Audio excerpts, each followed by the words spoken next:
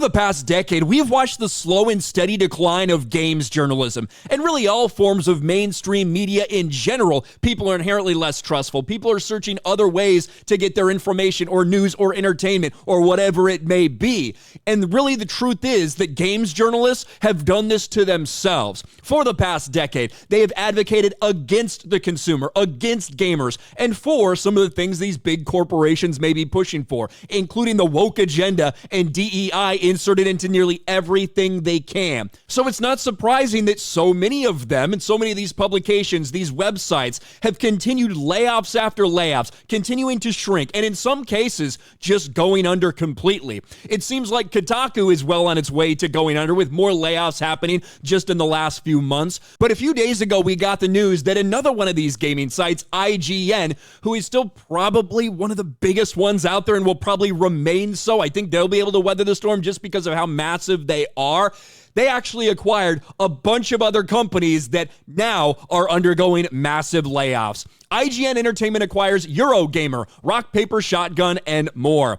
IGN Entertainment has acquired Gamer Limited Network and all the websites they own, including multiple IGN competitors, from PAX owner ReedPop. According to GamesIndustry.biz, the acquisition was made for an undisclosed sum of money. IGN Entertainment now runs the following sites: GamesIndustry.biz, Eurogamer, Rock Paper Shotgun, VG247, and Dicebreaker.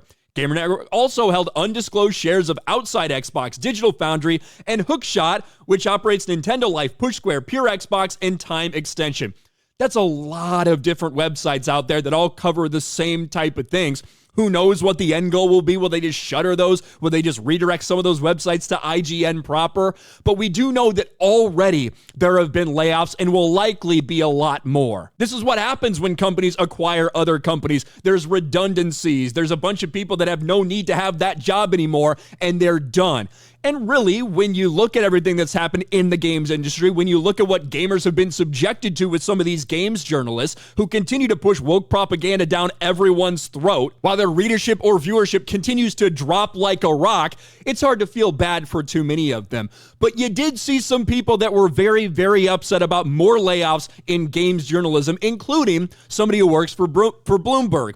Bloomberg video game reporter Cecilia D'Anastasio bemoans YouTubers eating away at journalism's mindshare.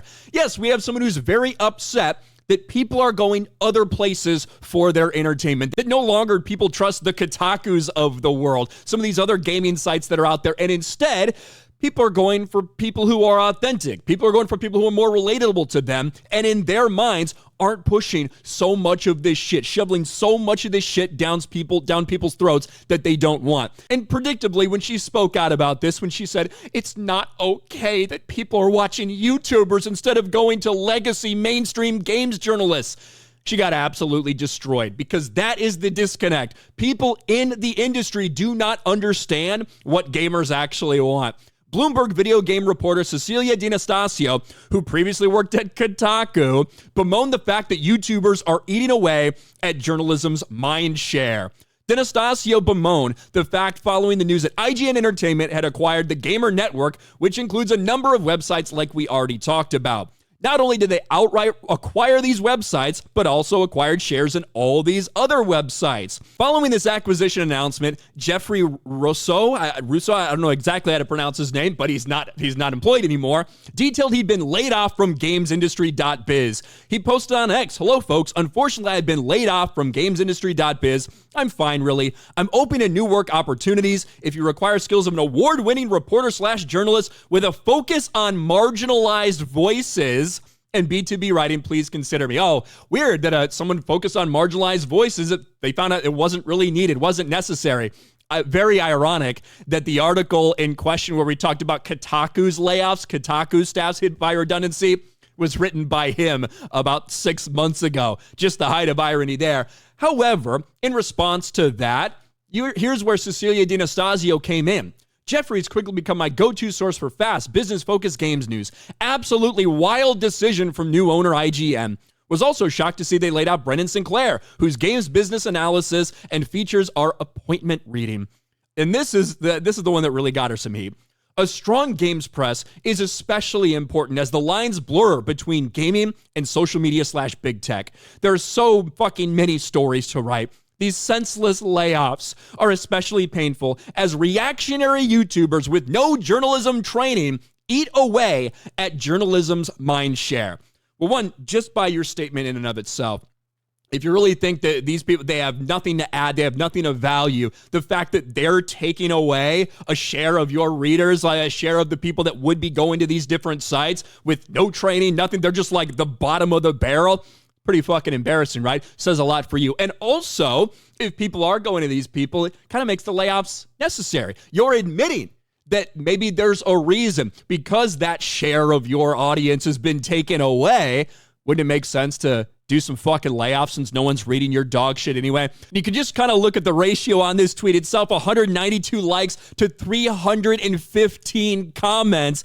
And of course, in the replies, predictably, a lot of people calling this out. Here's Stuttering Craig. Cecilia, we've never met, but for you to honestly think that video game journalists have journalism training is legit laughable. In my nearly 2 decades of experience, most have never been in a journalism classroom and know the ins and outs of true journalism. The vast majority are glorified bloggers with access. That's it. Clifton Duncan, if no journalism training is needed for people as you smear as reactionary YouTubers to eat away at the mind share, couldn't that mean that layoffs are sensible? Here's Hypnotic, who ratioed the fuck out of her. It's not our fault the journalists decided to stop being journalists and instead be activists writing lies to benefit whatever agendas that's important to them. YouTubers took over because you guys are boring and liars on top of that. Laying off bad journalists is a good thing, and journalism training is literally just ideological indoctrination these days. If you want good information, find a YouTuber you trust. And that's what a lot of people have been doing. And guess what? Everything evolves, right? The business evolves. I think one reason it is evolving is because people don't trust these fucks, right? People don't trust all YouTubers, that's for sure, but you find somebody that you think is authentic and that you like what they say, and that might be where you go to. Guess what? 10 years from now, something else is probably going to take over what YouTubers garner. It's going to be something else. Maybe AI is going to fucking destroy all of it. Who knows? But that's kind of how things go. You have this evolution. And the truth is, these games journalists cannot handle it, and they're getting destroyed. Nobody feels bad for them. Are there some good people who are legitimately good people who lose their jobs right now because they're in games journalism and games journalism is dying? Yes, that's true. And that sucks in the same way that it sucks when you see layoffs across a wide variety of other industries. But the truth is, the reason this is happening is because so many people have insidiously been pushing this dog shit in games journalism for the past decade plus. And gamers, quite frankly, were tired of it. They've walked away, and now all these people are reaping what they sow. What do you guys think about this? Obviously, IGN, probably one of the people that are going to survive just because they're so massive and probably still have a lot of fucking money. They just bought up all these other competitors of them. They're probably going to end up surviving, but a lot of people are going to get laid off in the process. What do you guys think about this? Let me know in the comments section below. Smash a like button, subscribe to the channel, ring the bell for notifications, share this video out there, and I'll talk to you later.